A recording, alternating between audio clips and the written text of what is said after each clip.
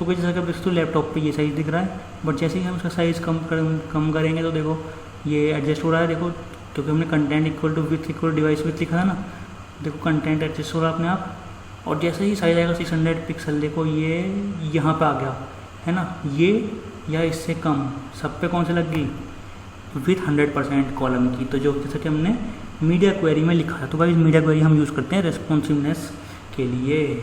So guys आज की इस वीडियो में जानेंगे किस तरह से हम इस तरह से वेबसाइट बना सकते हैं, वेबसाइट का लेआउट। तो जैसे कि देखते हैं यहाँ पे हेडर है और फिर यहाँ पे मेन्यू है। जैसे ही आप होवर करोगे तो कलर चेंज हो रहा है और यहाँ पर हमने 3 कॉलम लिए, इसके अंदर में कंटेंट लिखा है जो कि इक्वल विथ के हैं। तो जैसे ही हम साइज़ करेंगे कम, तो जैसे कि आप देख सकते हो कि जब वो लैपटॉप पे है तो ऐसे दिख रहे हैं, बट जैसे ही हम साइज़ कम करेंगे तो कंटेंट उस हिसाब से एडजस्ट हो रहा है। बट जैसे ही साइज़ आएगा 600 पिक्सल, यहाँ पे 600 पिक्सल आया तो वो एक के सामने एक आने के बजाय एक के नीचे एक आने लगा, जैसे कि मोबाइल व्यू में आते हैं। तो किस तरह से गाइस इस तरह से बना सकते हैं, तो ये हम जानेंगे आज की इस वीडियो में। साथ ही साथ जो आपको ये कलर दिख रहा है होवर पे, ये भी आप किस बेस पे चेंज कोई और भी लगा सकते हो, आपको कलर याद भी नहीं रखना, कुछ भी कलर लगा सकते हो, वो भी हम जानेंगे आज की इस वीडियो में। तो लास्ट तक ज़रूर देखना, बहुत इंटरेस्टिंग होने वाली है।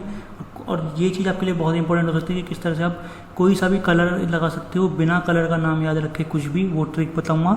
साथ ही साथ आपको ये चीज़ और बताऊंगा कि देखो लैपटॉप पे तो इसका व्यू अलग आ रहा था, जब हम थे लैपटॉप पे तो इसका व्यू आ रहा था ऐसा, एक के सामने एक कॉलम, 3 कॉलम। तो जैसे कि आप देख सकते हो लैपटॉप पे ये व्यू आ रहा है कि एक के सामने एक कॉलम आ रहे हैं और देखो कंटेंट एडजस्ट हो रहा है। बट जैसे ही हम करते हैं साइज़ कम, तो आप देख सकते हो 600 पिक्सल या उससे कम पे क्या हुआ, एक के नीचे एक कॉलम आ गया मोबाइल व्यू में। तो किस तरह से आप भी बना सकते हो इस वीडियो में यही जानेंगे, सो लास्ट तक ज़रूर देखना।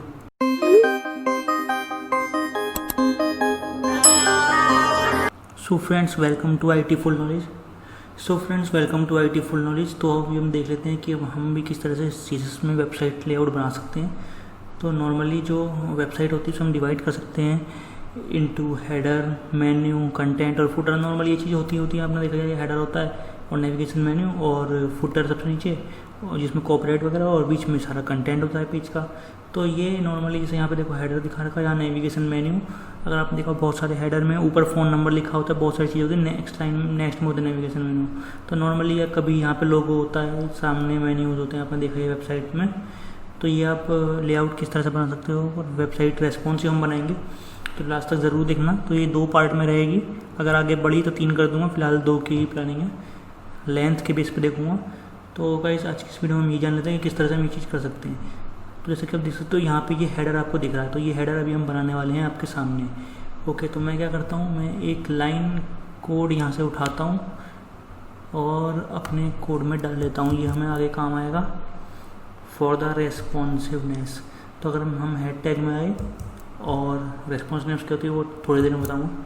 जैसे आप देख सकते हो मैंने यहाँ पे कॉपी पेस्ट कर लिया, मेटा नेम मेटा टैग है और name equal to viewport दे दिया। कंटेंट इक्वल टू हमने लिखा width equal to device width, यानी जो भी डिवाइस की विथ होगी, जिस साइज़ में ये हमारा पेज खुलेगा मोबाइल साइज़ में या लैपटॉप पे, तो उसके हिसाब से उसका अंदर कंटेंट है वो एडजस्ट हो जाए। और साथ ही साथ इसमें लिखा है कॉमा लगा के इनिशियल स्केल इक्वल टू 1। तो ये जूम लेवल होता है पेज का, जैसे ही पेज ओपन होगा तो ये आपको जस्ट कॉपी पेस्ट कर लेना है। अब हम क्या करेंगे, अब हम गाइस हेडर बनाएंगे। तो हेडर जाहिर सी बात है, जो भी चीज़ आपको शो करनी होती है HTML में बॉडी में लिखते हैं डिव क्लास इक्वल टू, मैंने लिख दी लेट्स से हेडर, और हमने यहाँ डिव कर दिया क्लोज, और यहाँ हमने लिख दिया लेट्स से अपने ही चैनल का नाम हम यूज़ कर लेते हैं फॉर द प्रमोशन।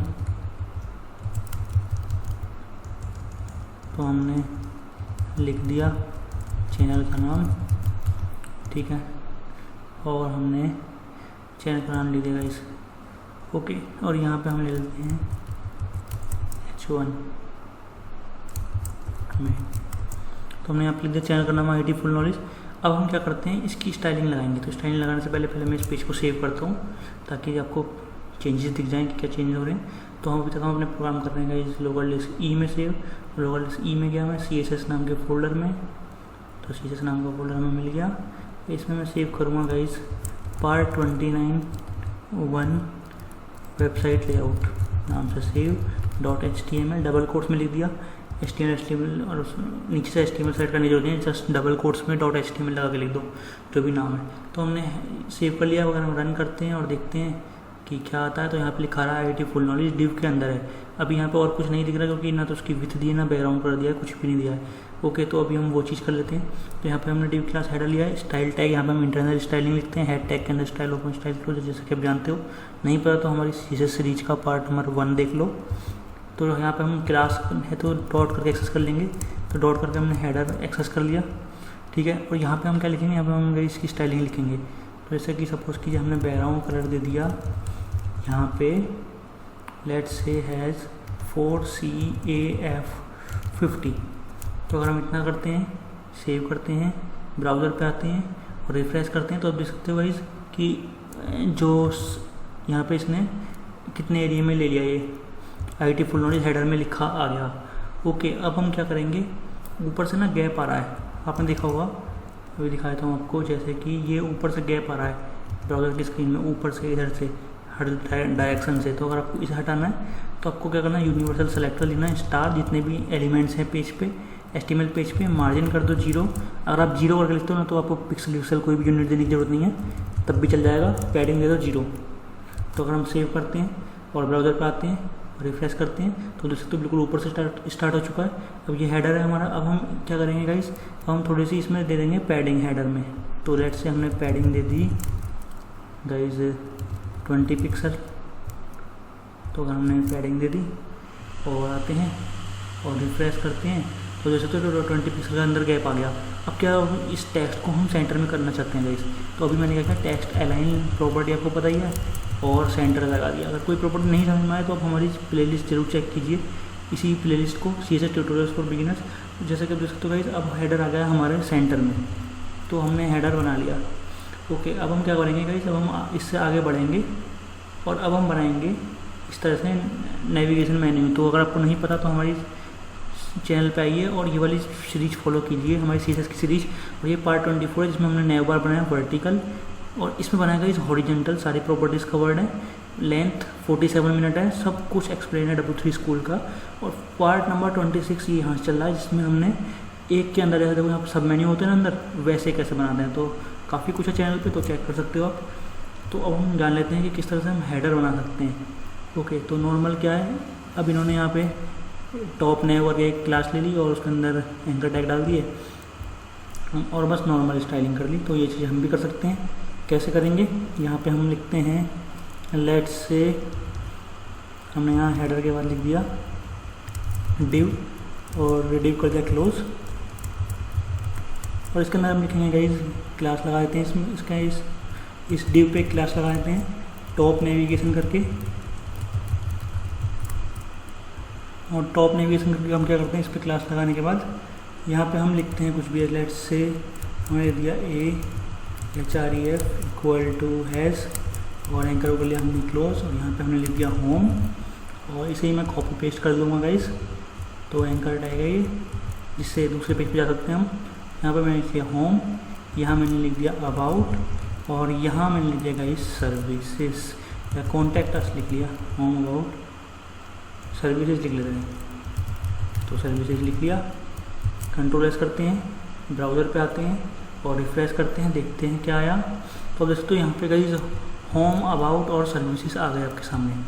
ओके, तो अब हम क्या करेंगे, अब हम गाइस स्टाइलिंग करेंगे। तो हम यहाँ से कॉपी किया क्लास के नेम को, आपको पता है क्लास के नेम को हम डॉट करके एक्सेस करते हैं। तो यहाँ पे हम एक्सेस करेंगे डॉट करके टॉप नेविगेशन। हमें इसमें स्टाइलिंग लगानी है, ठीक है।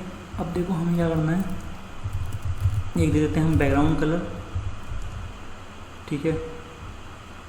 पहले हम क्या करते हैं, बैकग्राउंड कलर दे देते हैं,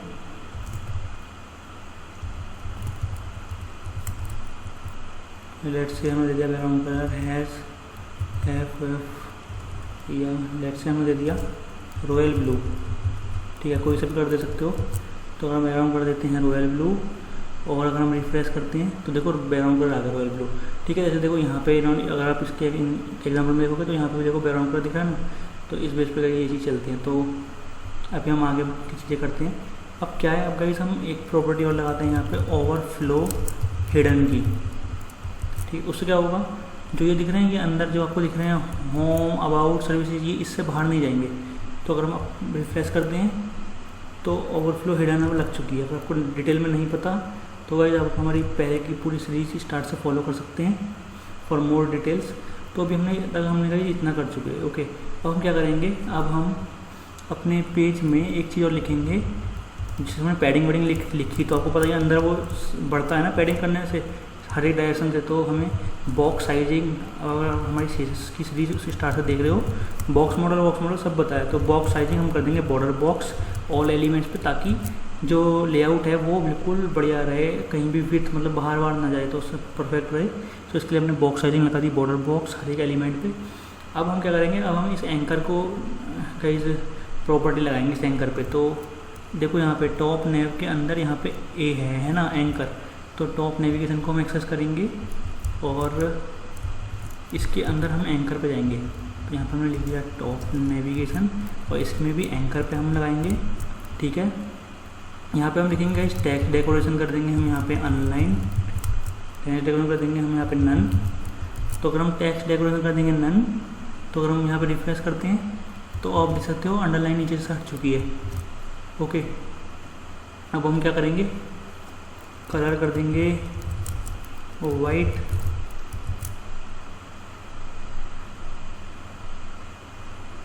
तो देख सकते हो होम अबाउट सर्विसेज आ गए। अब हम क्या करेंगे, डिस्प्ले प्रॉपर्टी लगाएंगे। शुरू से देख लो हर एक चीज़ प्लेलिस्ट में है। डिस्प्ले कर देंगे हम ब्लॉक। तो ब्लॉक से क्या होता है वो सारी चीज़ आपको दिख जाएगी कि अलग अलग सा देखो अलग अलग लाइन में आ गए यहाँ पे होम अबाउट सर्विसेज। ठीक है, डिस्प्ले ब्लॉक कर दिया हमने।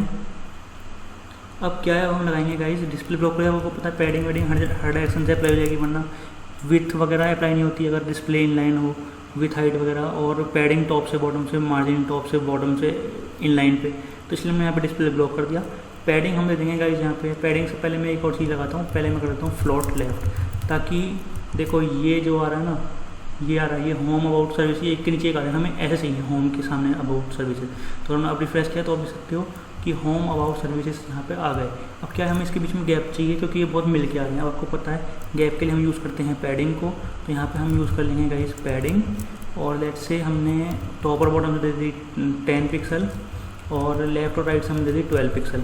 तो अगर हम कंट्रोल एस करते हैं और ब्राउज़र पे आते हैं और रिफ्रेश करते हैं तो गाइस आप देख सकते हो यहाँ पे होम अबाउट सर्विसेज आपके सामने आ रहा है। अब एक चीज़ और रह गई, इसके होवर पे अगर हमें कोई चीज़ दिखानी हो वो चीज़ के लिए, तो पहले हम टेक्स्ट अलाइन सेंटर भी कर लेते हैं इसमें, ताकि जो टेक्स्ट है वो इसके अंदर जो है सेंटर में रहे।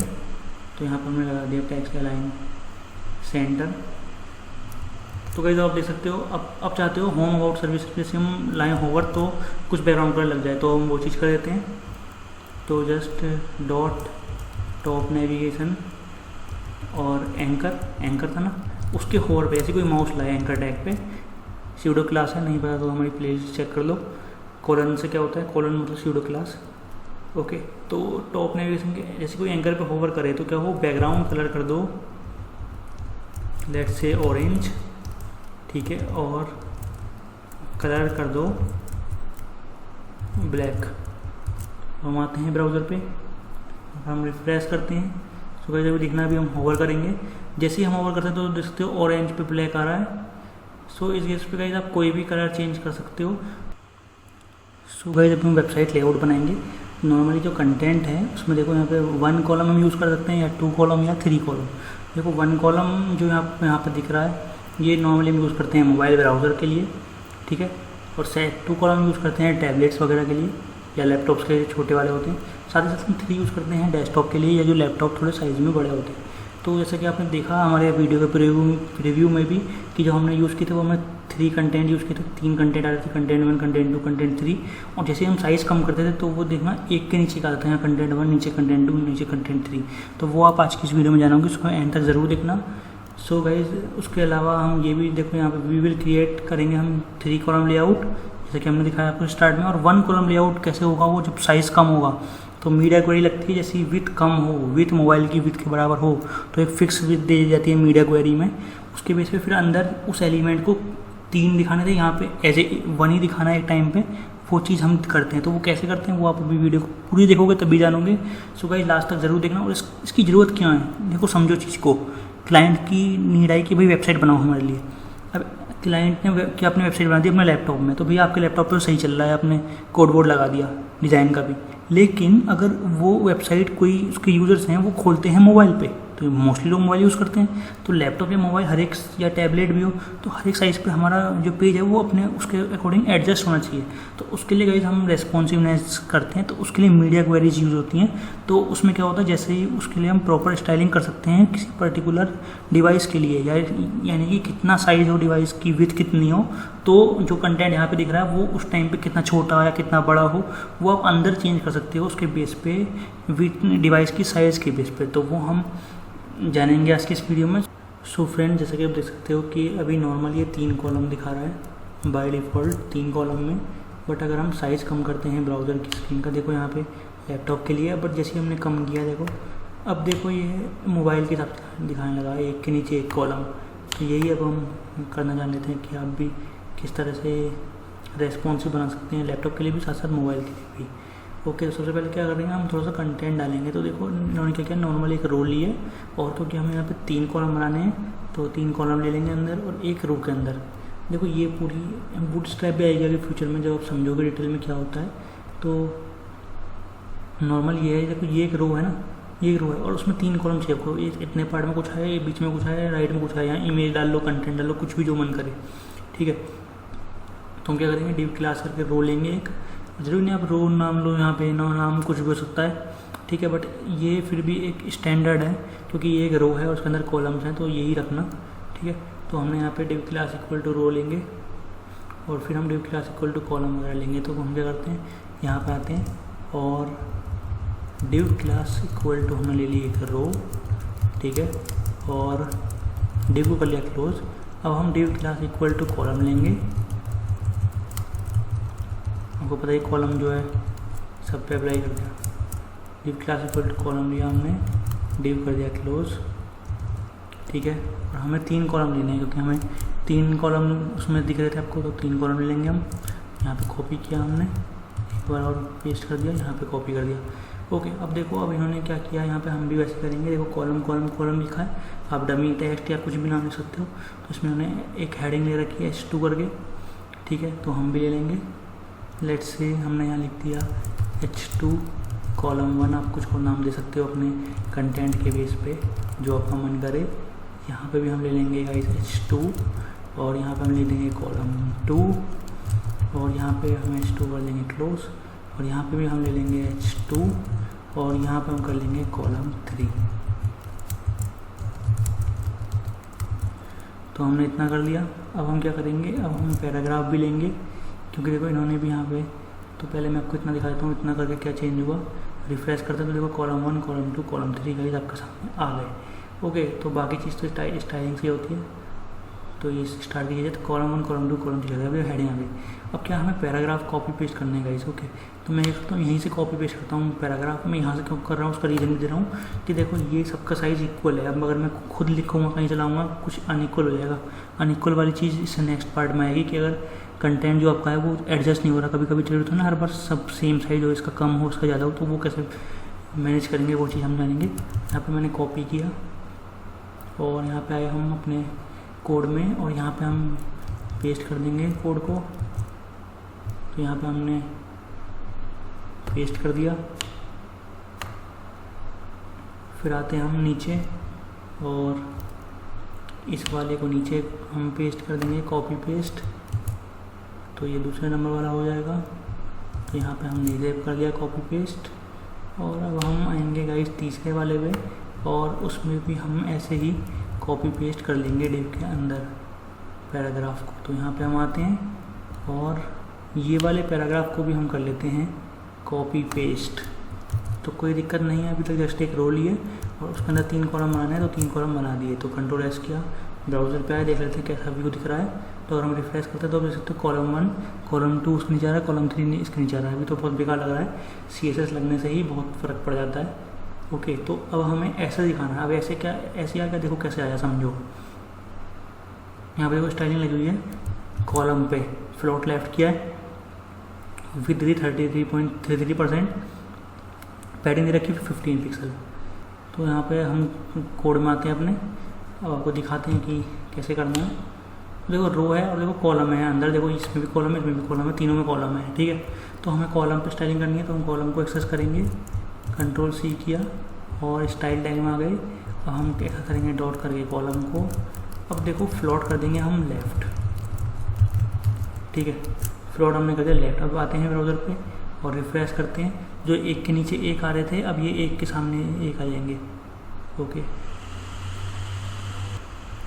तो देखो इस टाइप का यहाँ पे वो कॉलम बना है, कॉलम 2 कॉलम 3, क्योंकि इनकी विथ हमें सेट करनी पड़ेगी, उस वजह से वो एक के सामने एक नहीं आ जाए। उसके लिए उन्होंने क्या किया, विथ उन्होंने दी थी कहीं जहाँ पे 33.33%। अब वो क्यों दी थी वो आपको अब समझ में आएगा, ओके। सो आप देख सकते हैं यहाँ पे उन्होंने विथ दी थी 33.33%। तो मैं ओपन करता हूँ कैलकुलेटर, तो आपको समझ में आएगा कि क्या चल रहा है। जैसे कि देखो टोटल है 100, है ना, 100%। 100 को डिवाइड कर दो किससे, देखो 3 कॉलम बनाना है हमें एक रो में, है ना, तो 3 से डिवाइड कर दो, 100/3 कितना आया 33.33। यही रीज़न है विथ ले रखे क्या 33.33%। तो अगर हम अपने यहाँ पे आते हैं और विथ ले लेते हैं गाइस 33.33% और आते हैं ब्राउज़र पे और रिफ्रेश करेंगे हम। अब तो आप देख सकते हो गाइस कि देखो गैप आ गया है, अब कॉलम 1 यहाँ, कॉलम 2 यहाँ, कॉलम 3 यहाँ। तो अब पहले से थोड़ा सा आ रहा है कंटेंट, है ना, जैसा हमें चाहिए था। अब क्या है, अब देखो एक चीज़ देखो, ये ऊपर से मिला आ रहा है और देखो बीच में भी गैप नहीं है ना। तो हम पैडिंग दे देते हैं, पैडिंग दे दी, लेट से हमने 15 पिक्सल या 20 जितनी भी देना चाहो या अलग अलग डायरेक्शन से जितनी देना चाहो। तो अगर हम अब रिफ्रेश करते हैं तो गाइस आप देख सकते हो कि अब हमारा ये जो है पेज थोड़ा ठीक लग रहा है, कॉलम 1 कॉलम 2 कॉलम 3 यहाँ पे हमारा कंटेंट आ रहा है। अब हम इसे रेस्पॉन्सिव वाली चीज़ देख लेते हैं, रेस्पॉन्सिव करेंगे। देखो यहाँ 3 दिख रहा है, लेकिन जैसे साइज़ कम हो तो ये एक के नीचे एक करके आना चाहिए, है ना। तो अब हम वो वाली चीज़ लगाएंगे रेस्पॉन्सिव के लिए, ओके। तो यहाँ पर हम क्या करने वाले हैं, देखो मीडिया क्वेरी वो हम लगाएंगे। तो मीडिया क्वेरी क्या होती है, ऐसा करके एक सिंटैक्स है @media screen and max with हम लगाएंगे 600 पिक्सल। तो देखो मिनिमम विथ अगर हमने लिख दी 600 पिक्सल, इसका मतलब है मिनिमम ये है, इससे ऊपर जितनी भी हो सब पे अंदर की जो प्रॉपर्टी लगाई वो अप्लाई होगी। लेकिन मैक्स विथ 600 क्या है, मैक्सिमम ये है, इससे कम वाले हर एक साइज़ पे ये चीज़ अप्लाई होगी, ठीक है, जिस भी डिवाइस की विथ 600 पिक्सल या उससे कम होगी, ओके। तो देखो यहाँ पे क्या किया है इन्होंने, कॉलम को एक्सेस किया और विथ दे दी 100%। अब देखो ऊपर हमने कितनी दी थी 33.33%।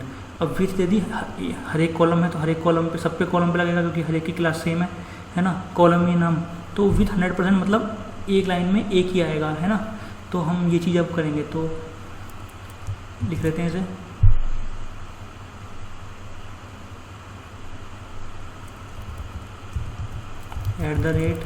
@media screen and max dash with colon करके 600 पिक्सल।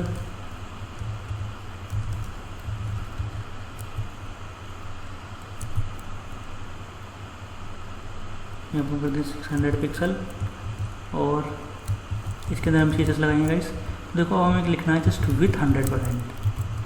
जैसे ही साइज 600 पिक्सल हो या उससे कम हो तो विथ भैया 100% कर दो कॉलम उसकी।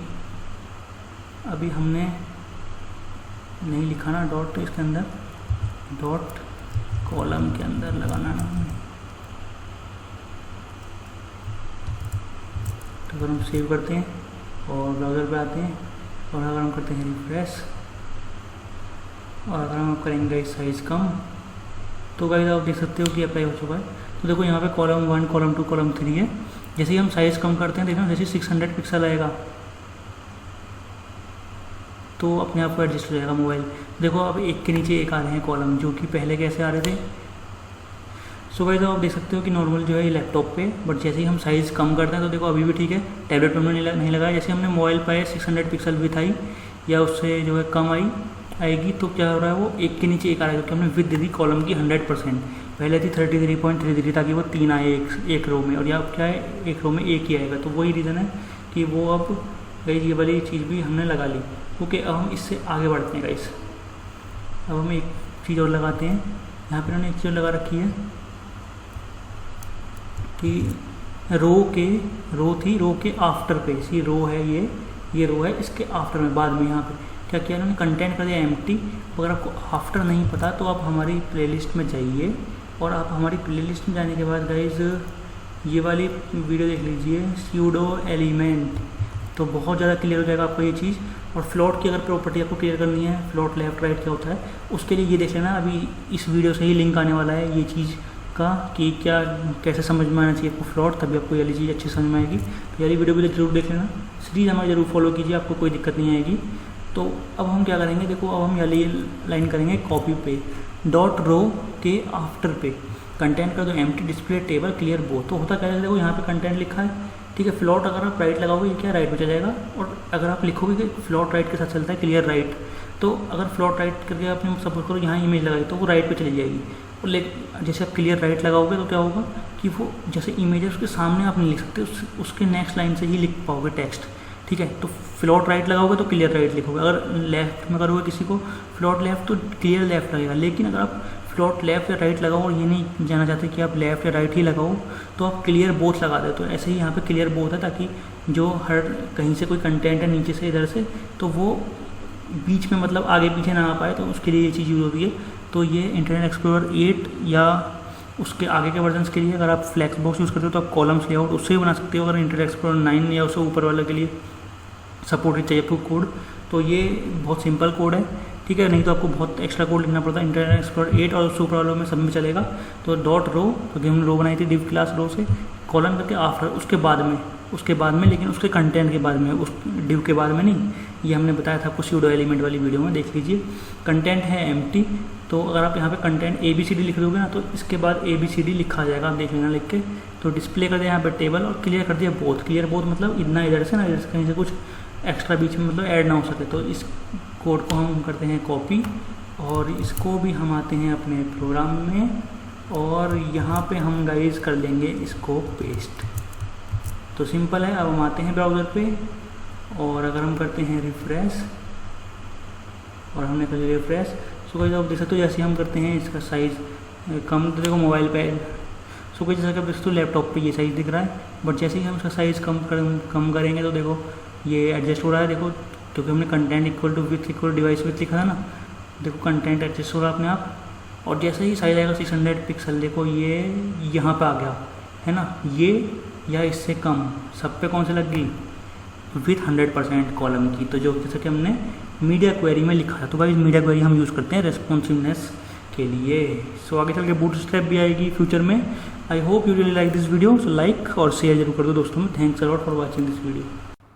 सो गाइस जैसे कि हमने वीडियो के शुरू में आपसे वादा किया था कि हम आपको बताएंगे किस तरह से आप कोई सा भी कलर लगा सकते हो और बिना याद रखे, तो वही हम जान लेते हैं किस तरह से आपको करना है।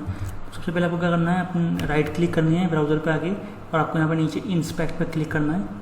जैसे आप इंस्पेक्ट कर लेंगे क्लिक, तो देखो यहाँ पे साइड में ओपन हो जाएगा।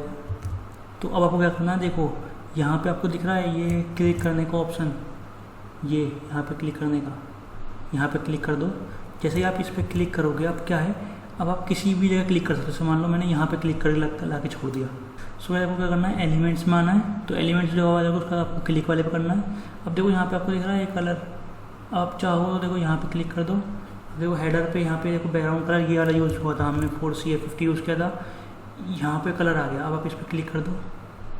अब देखो जौन सा कलर आपको चाहिए देना, लाइव चेंज होंगे ऊपर। देखो अगर आपको हल्का चाहिए तो आप हल्का ले लो, जितना हल्का चाहिए। देखो वो डार्क होता है ना बहुत, देखो इतना कर लिया। बस इसे Ctrl+A Ctrl+C कॉपी कर लिया कॉपी। अब देखो पहले से बहुत सही कलर लग रहा है ना, हल्का हो गया। अब हम आएंगे अपने कोड में, और देखो हमने लिखा था 4CA50 यहाँ पे, तो हम यहाँ पे इस वाले को कॉपी पेस्ट कर देंगे। हैज़ 2 बार हुआ, हैज़ 1 बार आएगा, हेक्साडेसिमल कोड। और अगर हम आते हैं ब्राउज़र पे, और अगर हम करते हैं रिफ्रेश, तो गाइस आप देख सकते हो कि कलर जो है वो पहले से हल्का हो चुका है, जो कि पहले से बहुत बेटर लग रहा है। सो आई होप आपको ये ट्रिक का अच्छी लगी होगी।